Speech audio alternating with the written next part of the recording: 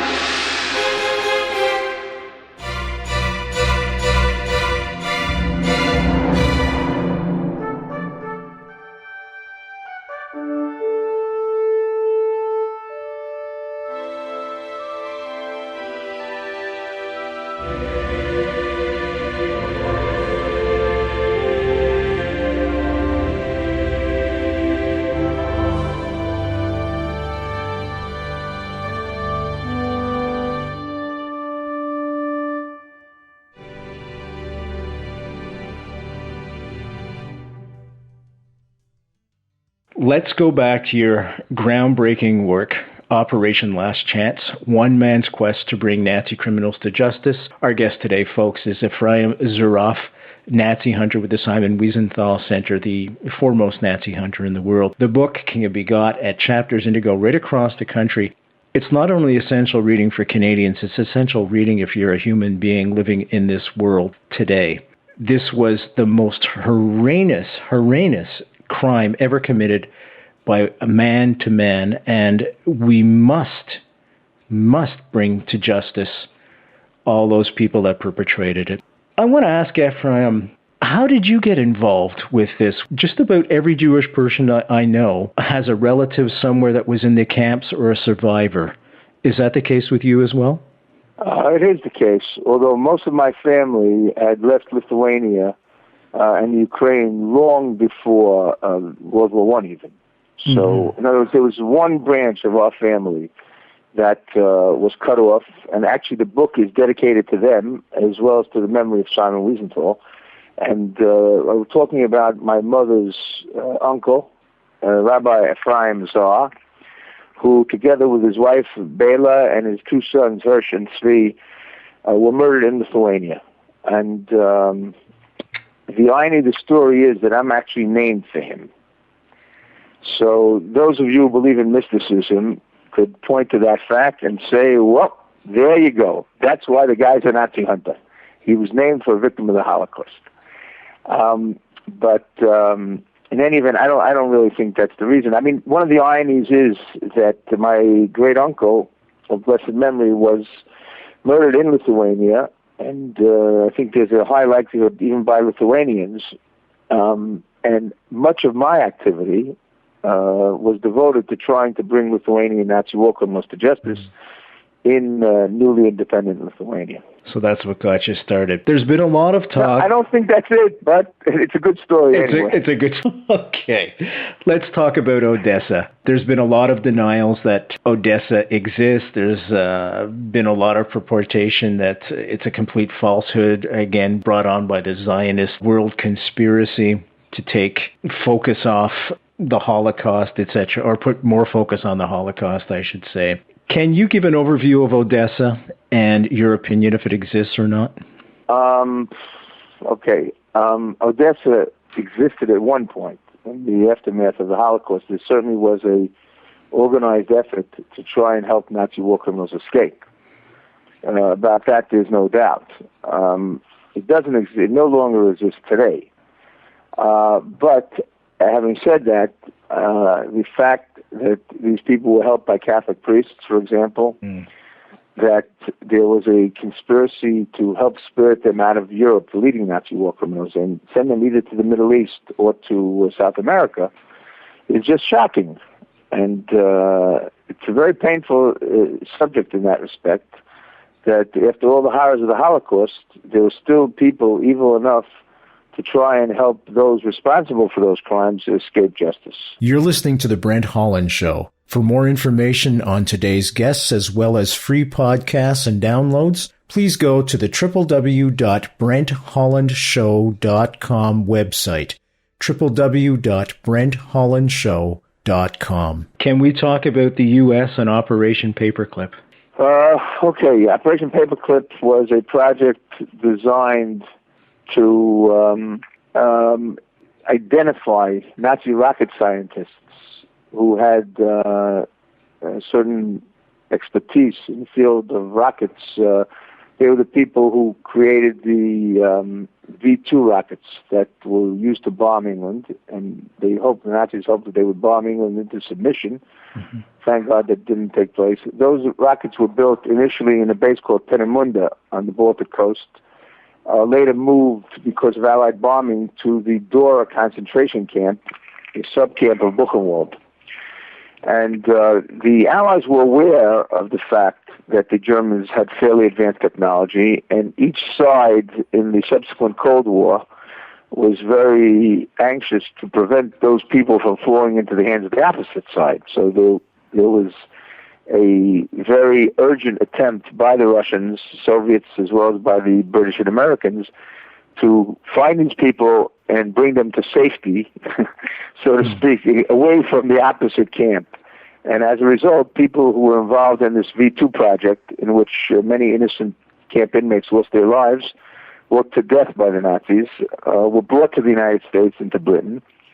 And others, as I said, were brought to the Soviet Union and were spared prosecution. Unbelievable.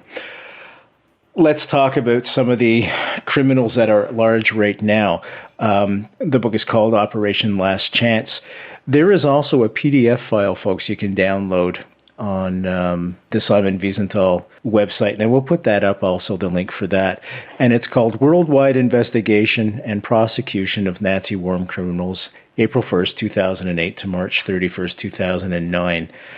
You have a rating scheme, A through F, and I'm ashamed to... Right, that's correct, yeah. And I'm ashamed to say Canada falls in the D category. And I always thought we had left that stigma of not persecuting these folks, but apparently not. If we only rate a D, that's unless we get an A, in my opinion, that's like a failing mark. Well, frankly, I have to say that the Canadian government has really been doing not such a good job. Let me give you a statistic that I think reflects the problems. In 1987, the Canadian government passed a law to enable criminal prosecution of Nazi war criminals in Canada. That law was basically abandoned in 1994 when a Hungarian gendarmerie captain, I believe, by the name of Imre Finta, who organized the roundup and deportation to Auschwitz of more than 8,000 Jews in the city of Szeged, Hungary, was acquitted by a Canadian court when his only defense was superior orders. A defense that's never been accepted anywhere, by the way, in the world, outside Canada. Now, at that point, the Canadian government realized, obviously, that they could no longer prosecute these people in Canada on criminal charges because everyone would use the same defense that Finta had used, superior orders. So the Canadian government switched to what I call the American model of denaturalization and deportation. In other words, people lied when they emigrated to Canada, and consequently can be stripped of their Canadian citizenship and kicked out of the country. Now, the biographical profile of the average or the typical Nazi war criminal / collaborator living in Canada is exactly the same as that of the average or typical Nazi war criminal / collaborator living in the United States. But the United States, using the same tactics, has stripped, I think it's 75, or at least 75 of these people of their American citizenship and kicked out 54. But Canada, which since 94 has stripped 8 people of their Canadian citizenship, has not succeeded in kicking out a single one from the country. And this, to me, is simply incomprehensible. It certainly is. Folks, write your MP and demand justice. I can't say any more. We are a democracy, and as I always say, in a democracy, the government represents us. They are us, not the other way around. We aren't answerable to them. They are answerable to us. And we have to take action and responsibility for what we want our country to be. You're listening to The Brent Holland Show. For more information on today's guests, as well as free podcasts and downloads, please go to the www.brenthollandshow.com website, www.brenthollandshow.com. Let's talk a little bit some more about some of the criminals you're trying to bring to justice right now, and there's a list of them. I was really surprised to find out that there were so many left alive. You were receiving quite a bit of trouble from countries like Australia, for example. I always felt that being part of the British Commonwealth, along with Australia, they were more enlightened to a certain degree. But apparently not. They received an F, a failing mark. Right, unfortunately that's not the case. Australia is the only important Anglo-Saxon democracy to which hundreds of Nazi war criminals / collaborators emigrated after World War II, which has hitherto failed to take successful legal action against a single Nazi war criminal. And we're now down to our last case, the case of a man named Charles Zente, and his extradition is sought by Hungary for a murder he's alleged to have committed in Budapest, November 8, 1944, of a young Jewish boy whom he knew was Jewish and whom he caught without the requisite yellow star. And this suspect, his name is Charles Zente, has been able, by using a combination of all sorts of legal, technical challenges that had nothing to do with the case, to delay his extradition for over 4 years. And now he has one last appeal. The Australian Minister for Home Affairs, Brendan O'Connor, has, thank God, signed his extradition request. And we're hoping that his final appeal will be rejected and he will be sent to Hungary to stand trial in that country, in the city in which he's alleged to have committed his crime. And that will be an important day for justice, both for Australia and for Hungary, where it will most probably be the first trial since democracy of a Hungarian Nazi war criminal. Let's hope that day comes soon. Were there any surprises? Are there any surprises when you're doing your investigations? Anything that stands out in your mind? No, there are always surprises. I mean, we sometimes we have a certain amount of luck in finding people, for example, or finding evidence, documents, witnesses. That's always a pleasant surprise. And then there are the unpleasant surprises of people dying in the middle of investigations and things of the sort. It's a very frustrating job, and it's a job that requires an enormous amount of luck, I have to say. In other words, obviously, there are certain skills involved, and I sometimes say that I'm 1/3 detective, 1/3 historian, 1/3 political lobbyist, because the detective has to find the criminal, the historian has to find the evidence, and the lobbyist has to make sure that the country that sent the person or the country where the crime was committed will put the person on trial. But even with a tremendous investment of effort and devotion and perseverance, there are so many obstacles to achieving justice that you really need a good measure of luck to be able to succeed in individual cases. How do you get most of your documents and eyewitnesses? How do you go about doing that? Well, one of the ways that we've done in recent years is, of course, Operation Last Chance, which is the title of my book. And this was a project that was started in 2002 in the Baltic countries and offers financial rewards for information which facilitates the prosecution and punishment of Nazi war criminals. And it's been successful? To an extent, it has been successful. There have been 4 arrest warrants, 2 extradition requests, dozens of murder investigations. So we have had a measure of success. Not as much as we would have hoped. We were hoping for a trial in each of the Baltic countries, which unfortunately did not happen, and is a real tragedy, because those are the countries that are leading the fight to obtain recognition that communism is as bad as Nazism, and they're the ones who are actively distorting the history of the Holocaust, and particularly their own role in the crimes of the Holocaust. So that's been very, very disappointing and frustrating. But in terms of public awareness, in terms of putting the subject of local collaboration on the agenda, I think the project was a great success. That's important. How many do you feel Nazi war criminals are still left out there? Oh, it's hundreds at least, if not thousands. That many, yeah? Because if you know the history of the Holocaust, you know that hundreds of thousands of non-Germans participated, not to mention the hundreds of thousands of Germans and Austrians.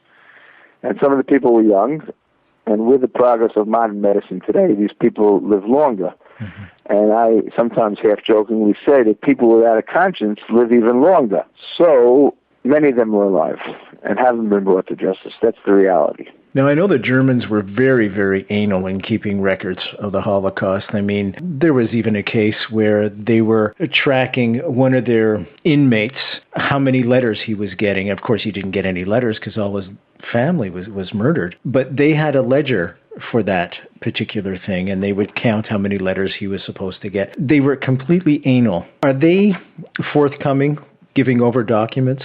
Well, it's not a problem of getting documents from Germany. That's certainly not the problem. And the archives are open, and we use those archives, and we have an excellent researcher in Germany named Dr. Stefan Klemp, who's been doing absolutely phenomenal work. Mm-hmm. The issues are political. The issues, to a large extent, political in the sense of, is there political will in country X, Y, or Z to bring these people to justice? And unfortunately, as you can read from the report, that political will is lacking in many countries. In many countries, like we said before, that I thought it would have been present, it's not there. What country is giving you the biggest problem? Is there one in specific? I would say Austria, the Baltic countries, and Ukraine. Those are the countries where we've had the most problems and the least success, I would say. What are their excuses for not turning over these criminals? Well, no one comes out and says, makes a declaration that they will not prosecute. Everyone wants to convey the impression that they too are concerned about the presence of Nazi war criminals in the country and think that Nazi war criminals should be brought to justice. But there's so many ways of delaying this, of obstructing it, and in these countries they've perfected them over the years. You're listening to The Brent Holland Show. For more information on today's guests, as well as free podcasts and downloads, please go to the www.brenthollandshow.com website, www.brenthollandshow.com. Does it bring closure for some of the... Excuse me? Does it bring closure when you prosecute and are successful in prosecuting war criminals for some of the people that were in the camps? Some degree of closure, not complete closure, but it is a comfort on a certain level, and it does bring a degree of closure. But the sad part is that you can't bring back to life a single Jew who was murdered during the Holocaust. That's right. All you can do is try and find the people responsible and hold them accountable. So that's what we're trying to do, obviously. That's where we feel our greatest sense of motivation. And sometimes, this job can be very frustrating and very infuriating. And there are times when you feel like it's enough already, It's like, how long can this go on? How long can you keep trying and, in a sense, come up against these stone walls that prevent you from bringing these people to justice. And it's at times like that when I think of the victims, and I remember that really it would be terrible to give up, and something I just can't do. How helpful has the UN been? Excuse me? How helpful has the United Nations been? Not at all. Not at all. Absolutely no help. And there's no one even thought for a minute that they might want to help. Let's talk about the United Nations. They've really taken on an adversary role towards Israel. Let's talk about the Goldstone report. Just spend a few minutes on that, if that's okay with you. Can we talk about what his findings were? Listen, I am not, I didn't read the Goldstone report, to be perfectly honest. Israel refused to cooperate because the feeling here was that the mandate itself is totally biased against Israel, and there was little information there on the crimes which prompted Gaslit. In other words, the unremittent shelling of Israeli cities and villages, civilian cities and villages. So the problem is clear. I don't have the expertise really to analyze the details because I'm busy with the old criminals, not with Mr. Goldstone. Okay, my friend, no problem. I just thought I'd try and get that and bring that to the forefront also. No, I think it's very unfortunate that someone who had a solid reputation in the human rights field took this project upon himself, and it was clear that what would emerge was a biased report. This is the tragedy, and Goldstone himself is Jewish, as everyone knows, and he might even think that he did the right thing to do as a Jew, and he says that he's a Zionist, and the right thing to do as a Zionist. That simply wasn't the case. Fair enough. Folks, if you're just joining us, we are speaking with Efraim Zuroff, Nazi hunter with the Simon Wiesenthal Center. Operation Last Chance is the book, One Man's Quest to Bring Nazi Criminals to Justice. And you can get it at the www.brenthollandshow.com website. Just click on the book cover, take you to Chapters Indigo. You can order it from the comfort of your home. Should be there within 48 hours. It's readily available. You can also go to any Chapters Indigo right across the country and just pick it up right in the store. We're going to have to start to wrap up now. As I said before, the main demographic is university students right across Canada. I was wondering if you have any parting words for them. Well, I certainly do, and that is that I hope that they will make an effort to learn about the Holocaust and learn the lessons of the Holocaust and join in the fight against Holocaust denial and Holocaust distortion and the misuse of the Holocaust against Israel and the Jewish people, and join, in a sense, in the alliance of those who are fighting for justice and truth. Is there anything, sir, that I haven't brought up that you would like to discuss? Not really. I think you did a very comprehensive job. I think it would help if people wrote to their MPs to remind them that Canada has not deported a single Nazi war criminal who's been stripped of their citizenship yet. That would be helpful. And to show support, obviously, for Israel in the fight against the delegitimization of the State of Israel and the singling out of Israel for unfair criticism. And in that respect, I think we're all in this together. In other words, this is, in a sense, a struggle of the enlightened forces of the world against hatred, bigotry, racism, anti-Semitism, and genocidal xenophobia. So that should be of concern to all of us. Thank you very much for spending this time with us this afternoon, sir. I wish you shalom and all the best. Thank you very much.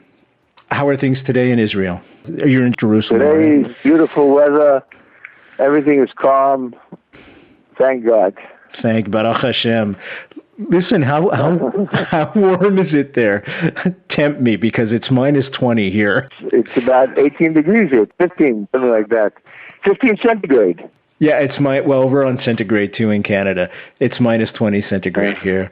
So, listen, do you have a spare room? Only for good people. You're a good man, my friend, and thank you so much for doing this essential work for humanity. It's so important, folks. Operation Last Chance, One Man's Quest to Bring Nazi Criminals to Justice. Efraim Zuroff was our guest this afternoon. Click on the book cover, Brent Holland, show.com. Take you right to Chapters Indigo. Order the book. It's essential reading as a human being on this planet. All the best, my friend, and Zeigesen. Okay, thank you very much, Brent. All the best to you, too. Keep up the good work. Thank you, my friend. Shalom. Shalom, shalom. From Jerusalem. Thank you. You're listening to The Brent Holland Show. For more information on today's guests, as well as free podcasts and downloads, please go to the www.brenthollandshow.com website, www.brenthollandshow.com. I would like to thank Dr. Efraim Zuroff, the world's leading Nazi hunter, for joining us this afternoon. His book, Operation Last Chance, One Man's Quest to Bring Nazi Criminals to Justice. Essential reading. We can't afford to let these Nazis get away with what they committed.